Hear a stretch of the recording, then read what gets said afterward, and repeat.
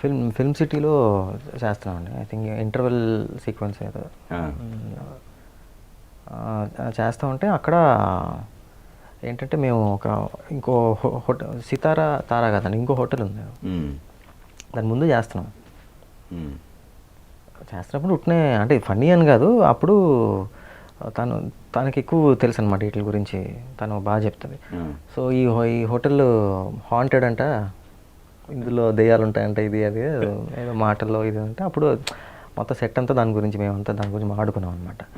అప్పుడే ఎవరో మా మేకప్ మ్యాన్ వాళ్ళు కూడా, అమ్మో మేము అక్కడ ఉన్నామండి, పడుకున్నాము ఒక్కొక్కసారి అక్కడ ఇది అని, అలా సో రకరకాలుగా అలా జరిగింది. అలా ఇట్ వాజ్ తను బాగా ఫన్ చేస్తుంది తను. ఓకే. అప్పుడే తన బర్త్డే అండి. తన బర్త్డే అని తెలియదు యాక్చువల్గా, సడన్గా బర్త్డే అని చెప్పారు. అదే టైంకి మా కజిన్ చెన్నై నుంచి వచ్చారనమాట, ఇద్దరు వచ్చారు.